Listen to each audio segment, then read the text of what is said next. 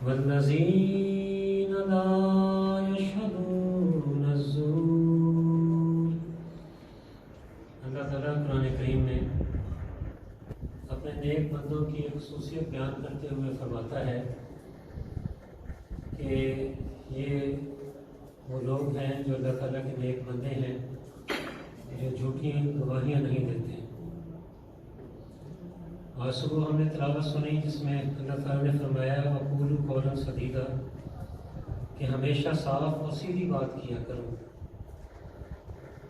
حضرت ابن مسعود رضی اللہ تعالیٰ عنہ بیان کرتے ہیں کہ حضرت صلی اللہ علیہ وآلہ وسلم نے فرمایا کہ سچائی نیکی کی طرف اور نیکی جنت کی طرف لے کر جاتی ہے، اور جو انسان ہمیشہ سچ بولے اللہ کے نزدیک وہ صدیق لکھا جاتا ہے، اور جھوٹ گناہ کی طرف اور گناہ جہنم کی طرف لے کر جاتا ہے، اور جو آدمی ہمیشہ جھوٹ بولے اللہ کے ہاں کذاب لکھا جاتا ہے، یعنی جھوٹا لکھا جاتا ہے۔ سیدنا تقدس مسیح موعود علیہ السلام نے فرمایا یقیناً یاد رکھو جھوٹ جیسی کوئی منحوس چیز نہیں۔ عام طور پر دنیا دار کہتے ہیں کہ سچ بولنے والے گرفتار ہو جاتے ہیں، مگر میں کیوں کر اس کو باور کروں؟ مجھ پر 7 مقدمے ہوئے ہیں اور خدا کے فضل سے کسی ایک میں بھی ایک لفظ بھی مجھے جھوٹ کہنے کی ضرورت نہیں پڑی۔ کوئی بتائے کسی ایک میں بھی خدا تعالیٰ نے مجھے شکست دی ہو؟ اللہ تعالیٰ تو آپ کی سچائی کا حامی اور مددگار ہے۔ جو شخص سچائی کو اختیار کرے گا کبھی نہیں ہو سکتا کہ غریب ہو۔ بہت قابل غور اور یاد رکھنے والا جملہ ہے۔ فرمایا جو شخص سچائی کو اختیار کرے گا کبھی نہیں ہو سکتا کہ غریب ہو، اور خدا تعالیٰ جیسا کوئی اور مضبوط قلعہ اور حصار نہیں۔ گویا کہ وہ اللہ تعالیٰ کے قلعے میں اور حصار میں آ جاتا ہے۔ جھوٹ بولنے کی عادت جو ہے یہ ایک شیطانی عادت ہے۔ خدا نہ خواستہ کسی کو یہ عادت پڑ جائے تو پھر وہ اپنی نفسانی خواہشات کے اصول کی خاطر جھوٹ کو بھی اسی طرح ادا کرتا ہے جیسے کہ سچ بولا جاتا ہے۔ ہاں حضور صلی اللہ علیہ وآلہ وسلم کی خدمت میں ایک آدمی نے آ کر یہ درخواست کی کہ حضور کوئی ایسی عادت بتائیں جسے چھوڑنے سے تمام برائیاں دور ہو جائیں۔ تو نبی کریم صلی اللہ علیہ وآلہ وسلم فرمایا کہ جھوٹ کو چھوڑ دو، اور آہستہ آہستہ اس کی سب بری عادتیں اس سے جدا ہو گئی۔ حضرت خلیفۃ المسیح الرابع رحمہ اللہ نے اپنے کئی خطبات میں جھوٹ سے کنارہ کشی اختیار کرنے اور سچائی کے دامن کو تھامنے کی نصیحت فرمائی ہے۔ مثلاً آپ فرماتے ہیں میرے نزدیک جب تک بچپن سے سچ کی عادت نہ ڈالی جائے بڑے ہو کر سچ کی عادت ڈالنا بہت مشکل کام ہو جاتا ہے۔ ہم یہاں پر سب انصار بیٹھے ہوئے ہیں، ہمارے گھروں میں بچے ہیں، بچیاں ہیں، ہمیں ان کی عادات کا خیال رکھنا چاہیے، اور ہم خود بھی اس دور سے گزرے ہیں کہ بچپن میں فار کی عمر میں عہد باندھتے ہوئے ہمیشہ سچ بولنے کا عہد باندھتے رہے ہیں۔ پھر فرمایا یہ یقین رکھیے کہ سچ کے بغیر کسی اعلیٰ منصوبے کی تعمیر ممکن نہیں۔ اس لیے جماعت احمدیہ میں بچپن سے ہی سچ کی عادت ڈالنا اور مضبوطی سے اپنی اولاد کو سچ پر قائم کرنا نہایت ضروری ہے، اور جو بڑے ہو چکے ہیں ان پر اس پہلو سے نظر رکھنا اور ایسے پروگرام بنانے چاہیے کہ بار بار خدام اور انصار اور لجنات اس طرح متوجہ ہوتے رہیں کہ سچائی کی کتنی بڑی قیمت ہے، اور اس وقت جماعت کو اور دنیا کو جماعت کی وساطت سے کتنی بڑی ضرورت ہے۔ آج ہمارا فرینکفرٹ سٹی کا اجتماع ہے، تو حضور رحم اللہ تعالیٰ کی یہ نصیحت ہمیں یاد رکھنی چاہیے۔ حضرت خلیفۃ المسیح خامی سید اللہ تعالیٰ ابن عزیز نے نبی کریم صلی اللہ علیہ وسلم کی حدیث کا ذکر فرما کر ساتھ ساتھ کچھ نصائح فرمائی ہیں، وہ آپ کی خدمت میں رکھتا ہوں۔ فرمایا حسن بن علی رضی اللہ تعالیٰ بیان کرتے ہیں کہ مجھے یہاں حضرت صلی اللہ علیہ وسلم کا یہ فرمان اچھی طرح یاد ہے کہ شک میں ڈالنے والی باتوں کو چھوڑ دو۔ شک سے مبرہ یقین کو اختیار کرو، کیونکہ یقین بخش سچائی اطمینان کا باعث ہے، اور جھوٹ اضطراب اور پریشانی کا موجب ہوتا ہے۔ اس پر حضور انہوں نصیحت فرماتے ہیں، فرمایا اور بعض دفعہ لوگ کہتے ہیں کہ ہم نے جھوٹ تو نہیں بولا، لیکن بات ایسی بول کرتے ہیں کہ وہ جھوٹ ہی ہوتی ہے۔ اسی کے بارے میں فرمایا کہ شک سے مبرہ بات کرو، یعنی صاف و ستھری بات کیا کرو جس میں کوئی شک والی بات نہ ہو، اور شک میں ڈالنے والی باتوں کو چھوڑ دو۔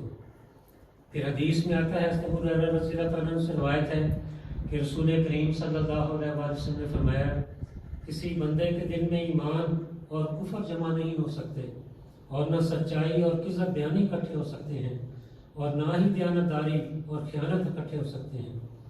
پھر ایک حدیث میں یہ بھی ابو ہریرہ رضی اللہ تعالیٰ عنہ سے روایت ہے کہ نبی کریم صلی اللہ علیہ وسلم نے فرمایا، انسان کے جھوٹے ہونے کی یہی علامت کافی ہے کہ وہ ہر سنی سنائی بات لوگوں میں بیان کرتا پھرے۔ آج کل تو اس کی بہت زیادہ ضرورت ہے۔ کئی ایسی باتیں جو انسان سنتا ہے جلدی سے اسے آگے پہنچانے کی کوشش کرتا ہے، کئی افواہیں ہوتی ہیں جن کا کوئی نہ سر ہوتا ہے نہ پیر ہوتا ہے، اور احتیاط نہیں کی جاتی اور باتیں آگے پہنچا دی جاتی ہیں، گویا اس نے جھوٹے کپڑے پہنے ہوئے ہیں۔ اس حدیث کو بیان کرنے کے بعد حضرت اس کے علاوہ بھی اس طرح کا اظہار کیا جاتا ہے جس سے دوسرے کو جلن شروع ہو، گویا یہ بھی ناپسندیدہ بات ہے۔ اگر کسی سے تعلقات ہیں تو کسی کو جلن اور حسد کی ضرورت نہیں ہے، لیکن یہ جھوٹے طور پر اظہار ہے، یہ جھوٹ کے زمرے میں آ جاتا ہے۔ نبی کریم صلی اللہ علیہ وسلم کے جو صحابہ ہیں ان کے بے شمار واقعات ہمارے سامنے ہیں کہ کس طرح وہ سچائی پر قائم تھے۔ انہوں نے سچے اللہ کا دامن پکڑا۔ ہمارے آقا و مولا استقدس محمد مصطفیٰ صلی اللہ علیہ وآلہ وسلم جو کہ اصدق الصادقین ہیں، تمام سچوں سے بڑھ کر سچے ان کا دامن پکڑا اور پھر اپنا سب کچھ سچائی کی خاطر داؤ پر لگا دیا۔ جان، مال، وقت، عزت، ہر چیز سچائی کے لیے صحابہ قربان کرنے کے لیے ہر دم تیار رہتے تھے۔ قرآن کریم نے ایک سچا واقعہ سچائی کا ایسا بیان فرمایا ہے کہ جو انسان اس پر غور کرتا ہے اس کا ایمان مضبوط ہوتا ہے، تازہ ہوتا ہے، اور اس کے دل میں یہ شوق پیدا ہوتا ہے کاش میں بھی ایسی ہی سچائی پر قائم ہوں۔ سورہ توبہ پڑھ لیں، جس میں اللہ تعالیٰ نے فرمایا ہے کہ جنگ غزوہ تبوک میں پیچھے رہنے والے کثرت سے لوگ تھے، انہوں نے آ کر ماستے کی، کسی نے کوئی جھوٹا بہانہ کیا، کسی نے کوئی جھوٹا بہانہ کیا۔ 3 صحابہ ایسے تھے کہ جنہوں نے جھوٹ نہیں بولا، انہوں نے کہا جی ہماری سستی تھی، ہم نہیں جا سکے، یا کوئی اور وجہ بن گئی جو انہوں نے سچی بات کی، جس پر ان کا نبی کریم صلی اللہ علیہ وسلم کہ ان کا بائیکاٹ، ان سے کوئی بات نہیں کرے گا۔ اب یہ اطلاع یہی نہیں رک جاتا، لمبا واقعہ ہے، یہ اطلاع آگے بڑھتا ہے۔ ان صحابہ کے لیے نبی کریم صلی اللہ علیہ وسلم کا بات نہ کرنا ایسی تھا جیسے موت ہے۔ وہ نماز پڑھنے جاتے تھے، اسقاف بن مالک رضی اللہ تعالیٰ فرماتے ہیں کہ نماز میں کنکھیوں سے دیکھتا تھا تو یا محسوس کرتا تھا کہ جب میں نماز پڑھ رہا ہوں تو نبی کریم صلی اللہ علیہ وسلم مجھے دیکھ رہے ہیں، لیکن جب میں نماز پڑھ کر حضور کو دیکھتا تو حضور چہرہ دوسری طرف فرما لیتے۔ پھر ایک دن وہ وقت بھی آ گیا کہ حضور صلی اللہ علیہ وسلم فرمایا کہ ان کے بیوی بچے بھی ان کو چھوڑ کر چلے جائیں۔ میری بیوی نے، میرے بچوں نے بھی اپنا سامان سنبھالا، کوئی بات کرنے والا نہیں، کوئی توجہ کرنے والا نہیں، گھر میں رو رہا ہوں، مسجد میں جا کر روتا تھا۔ اور اس دوران ایک اور بھی بڑا اطلاع مجھ پر یہ آ گیا، اور وہ بڑا اطلاع یہ تھا کہ کسی بڑے سردار نے مجھے خط بھجوایا کہ دیکھو تمہاری نعوذ باللہ من ذالک مدینہ میں کوئی عزت نہیں ہو رہی، آؤ ہمارے پاس آؤ، ہم تمہیں عزت کا مقام عطا کریں گے۔ اس پر اسقاف رضی اللہ تعالیٰ عنہ نے اگلے دن جا کر وہ خط تندور میں ڈال دیا۔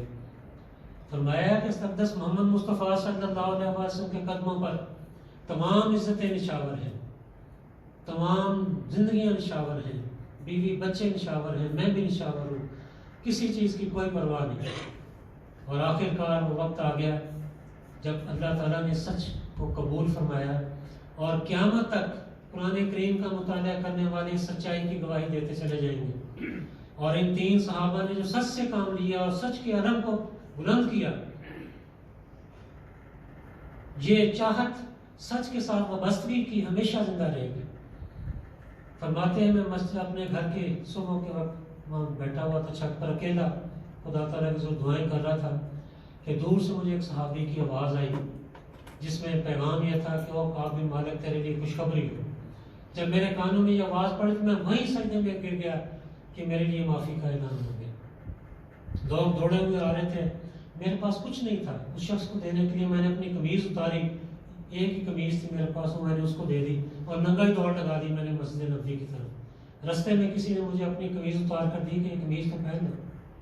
جب وہاں گیا تو نبی کریم صلی اللہ علیہ وسلم کا چہرہ خوشی سے چاندی کی طرح چمک رہا تھا۔ یہ صحابہ فرماتے جب حضور خوش ہوتے تھے تو آپ کا چہرہ روشن ہوتا تھا، جیسے چاندی ہوتی ہے اس روشنی ریفلیکٹ کر رہی ہوتی ہے اس میں سے، اس طرح نبی کریم صلی اللہ علیہ وسلم کا چہرہ۔ تو میں سمجھ گیا کہ حضور بہت خوش ہے۔ اس پر پھر یہ قرآن کریم کی آیات حضور نے بیان فرمایا تمہیں مبارک۔ یہ وہ چیز ہے، وہ سچائی کا معیار ہے جو آج خاص طور پر جماعت احمدیہ کا طرح امتیاز ہے۔ ایک نہیں ہزاروں واقعات ہیں جو ہمارے پہلے خلفاء نے بھی بیان فرمائے غیر احمدیوں کی زبان سے، کہ اگر کوئی مقدمہ پیش ہو جاتا تھا تو یہ کہتے تھے کہ احمدی جھوٹ نہیں بولتا۔ یہ اس کا طرح امتیاز ہے کہ احمدی جھوٹ نہیں بولے گا، یہ جو گواہی دے گا یہ سچی ہوگی۔ پھر یہ کیسے ہو سکتا ہے کہ احمدی کا احمدی سے مقابلہ ہو، قضاء میں کوئی معاملہ ہو، لین دین کا کوئی معاملہ ہو اور وہ جھوٹ پر اترے اور جھوٹ پر جھوٹ بولتا چلا جائے، یا میاں بیوی کے آپس میں معاملات ہو تو جھوٹ سے کام لینا شروع کر دیں۔ یہ احمدیت کا طرح امتیاز نہیں ہے۔ یہ نفسانی خواہشات ہیں جو انسان پر حاوی ہو جاتی ہیں، جسے جھوٹی گواہی دینے پر مجبور کرتی ہیں، اور انسان سچائی کا دامن اپنے ہاتھ سے چھوڑ دیتا ہے۔ اور گھروں میں بھی پھر ایسے نمونے نظر آتے ہیں جو احمدیت کی مثال ہرگز نہیں ہے۔ چند ایک باتیں دیانت کے حوالے سے آپ کی خدمت میں رکھنی چاہتا ہوں۔ نبی کریم صلی اللہ علیہ وآلہ وسلم نے دیانت کے حوالے سے بھی ہمیں بہترین تعلیم عطا فرمائی ہے۔ خود آپ کا اپنے عملی نمونے موجود ہیں۔ جنگ خیبر کے موقع پر ایک شخص یہودیوں کے بے شمار بکریاں لے کر ان کو ہانکتا ہوا نبی کریم صلی اللہ علیہ وسلم کی خدمت میں حاضر ہو گیا۔ آ کر کہنے لگا کہ حضور میں اسلام قبول کرتا ہوں، اور یہ دیکھیں میں کتنی ساری بکریاں جو ہیں یہودیوں کی لے آیا ہوں۔ اپنی ذات میں بڑا خوش تھا۔ نبی کریم صلی اللہ علیہ وسلم فرمایا کہ ٹھیک ہے تمہارا اسلام قبول ہے، لیکن ان سے ہمارا کوئی تعلق نہیں ہے۔ ان بکریوں کو واپس آنکھ دو، یہ خود بخود ہی گھر کا راستہ ڈھونڈ کر اپنے گھروں کو واپس چلی جائیں گے۔ کیسی دیانت ہے جو نبی کریم صلی اللہ علیہ وسلم نے ہمیں سکھائی کہ جس چیز پر ہمارا حق نہیں ہے اسے ہم کیسے حاصل کرنے کی کوشش کریں۔ گویا کہ شیطان جو انسان کو جھوٹ پر مجبور کر کے دوسروں کے حق مارنے کی لالچ انسان کے دل میں ڈالتا ہے، وہ سارے دروازے بند کر دیے۔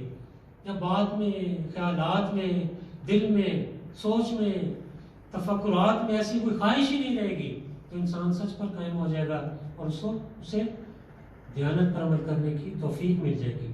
صحابہ کے واقعات آتے ہیں، بے شمار واقعات ہیں۔ رومیوں کے ساتھ جنگ تھی، ابھی واقعات ہم نے حضور وحید اللہ تعالیٰ کی زبان مبارک سے سنے بھی ہیں کہ ایک نوجوان صحابی کو اشرفیوں کا گھڑا ملا۔ اگر وہ چاہتے تو اپنے پاس رکھ سکتے تھے، لیکن ایسا نہیں کیا، بلکہ اسے جو سالار تھے اس وقت کے ان کی خدمت میں لے آئے، جنہوں نے اسے لازم بات اسے بانٹنا تھا سب بانٹ دیا۔ لیکن اس نوجوان صحابی کی اس دیانتداری پر وہ بڑے حیران ہوئے۔ انہوں نے کہا کہ جو میرا حصہ بنتا ہے میں اپنا حصہ اے نوجوان تمہیں دیتا ہوں، یہ تمہارا حق ہے، تمہیں انعام کے طور پر دیتا ہوں۔ آگے سے اس نوجوان نے کہا بالکل نہیں، میں نے جو دیانتداری دکھائی ہے، امانت کی حفاظت کی ہے، وہ صرف خدا کی خاطر کی ہے، میں نے کسی انعام کی لالچ میں نہیں کی، میں صرف اپنا حصہ لوں گا اور آپ کا حصہ آپ اپنے پاس رکھیں۔ اسی طرح دوسرے صحابہ کے متعلق بھی آتا ہے، 2-3 واقعات ہیں جن میں ایک صحابی کو حضرت ابی بن کعب رضی اللہ تعالیٰ عنہ کو ایک تھیلی ملی جس میں 100 اشرفیاں تھیں، سونے کی اشرفیاں، ان کی قیمت بہت زیادہ تھی۔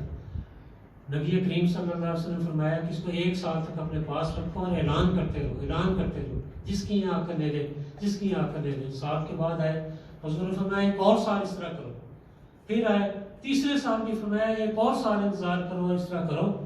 تیسرے سال پہ جب وہ آئے تو چوتھے سال پہ حضور صلی اللہ علیہ وسلم فرمایا کہ اپنے پاس رکھو، اگر مالک مل جائے تو اسے ادا کر دینا، ورنہ پھر اسے خرچ کر دو۔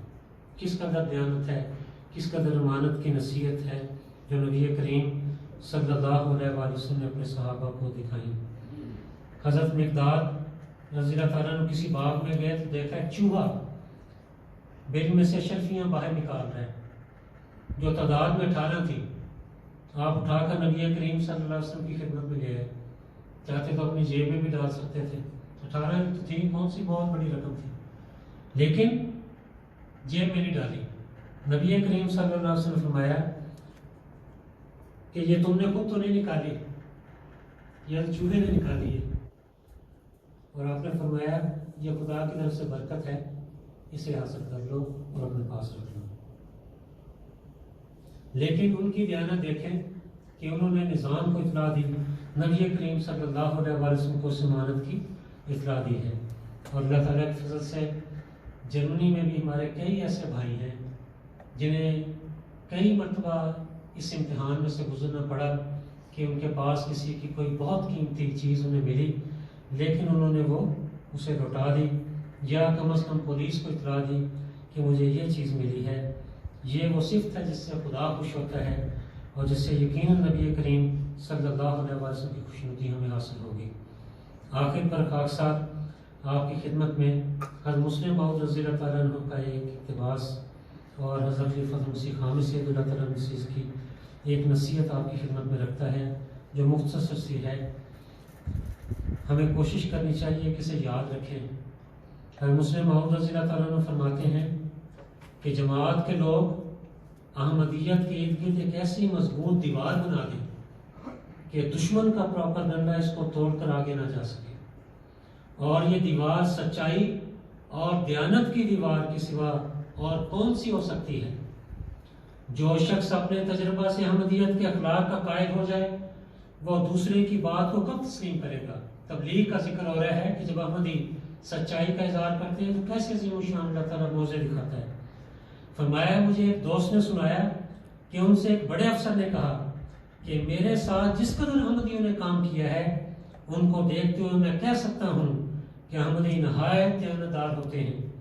وہ دوست کہتے ہیں کہ اس افسر پر آپ کے متعلق برا اثر ڈالا گیا تھا، اس لیے میں نے جواب دیا کہ کیا آپ سمجھ سکتے ہیں کہ جس شخص نے ہمیں دیانت اور سچائی سکھائی ہے وہ خود بد دیانت ہوگا، اور اس کے افسر پر اس بات کا بڑا گہرا اثر ہوا۔ حضرت خلیفۃ مسیح خامس سید اللہ تعالیٰ نصیحت فرماتے ہیں، فرمایا پس یہ لمحہ فکریہ ہے، غور کرنے کا مقام ہے۔ اس بات کو سوچنے کی ضرورت ہے کہ سچائی کو پا کر ہم کس طرح اپنے عملوں کو جھوٹ سے پاک کرنے والے بنیں۔ ہمیشہ ہمارے پیش نظر رہنا چاہیے کہ جھوٹ شرک ہے۔ جن احمدیوں نے سچائی کے اظہار اور اسے قائم رکھنے کے لیے قربانیاں دی ہیں یا دے رہے ہیں، وہ اصل میں شرک کے خلاف قربانیاں دے رہے ہیں۔ وہ خدائے واحد کی حکومت دنیا میں قائم کرنے کے لیے قربانیاں دے رہے ہیں۔ وہ جابر انتظامیہ اور حکومت اور ظالم ملا کی اس بات کے خلاف قربانیاں دے رہے ہیں کہ اگر تم زندگی چاہتے ہو، اگر تم اپنے مالوں کو محفوظ کرنا چاہتے ہو، اگر تم اپنے بچوں کا سکون چاہتے ہو تو پھر سچائی کو چھوڑ دو اور جھوٹ کو اختیار کر کے ہمارے پیچھے چلو۔ بس یہ قربانیاں کرنے والے جو مقصد ادا کر رہے ہیں، ہم باہر رہنے والوں کا بھی فرض ہے کہ ہر وہ احمدی جو نسبتاً سکون سے زندگی گزار رہا ہے اس کا یہ فرض ہے کہ سچائی کے معیار کو اتنا بلند کرے کہ جھوٹ اپنی موت آپ مر جائے۔ اور جب ہم نیک نیتی سے اس مقصد کے حصول کے لیے کوشش کر رہے ہوں گے تو یقیناً جھوٹ کو فرار اور موت کے علاوہ کوئی راستہ نہیں ملے گا۔ بس یہ لمحہ فکریہ ہے، غور کرنے کا مقام ہے۔ اس بات کو سوچنے کی ضرورت ہے کہ سچائی کو پا کر ہم کس طرح اپنے عملوں کو جھوٹ سے پاک کرنے والے بنیں۔ ہمیشہ ہمارے پیش نظر رہنا چاہیے۔ یہ حضور کا اقتباس ہے جو خاکسار نے پڑھ دیا ہے. اللہ تعالیٰ ہمیں ان باتوں پر عمل کرنے کی توفیق عطا فرمائے اور سچائی کا وہ معیار عطا فرمائے کہ ہماری ذات جو ہے وہ اللہ تعالیٰ کے فضلوں کو سمیٹ کر یہ روشنی دوسروں کو عطا کرنے والی بن جائے اور دنیا ہمیں دیکھ کر سچے خدا اور ہمارے آقا مولا استقدس محمد مصطفیٰ صلی اللہ علیہ وسلم کی سچائی کی برگزیدہ بن جائے. اللہ تعالیٰ مجھے بھی اور آپ سب کو بھی ان باتوں پر عمل کرنے کی توفیق عطا فرمائے. اللہم آمین ثم آمین وآخر دعوانا ان الحمد للہ رب العالمین.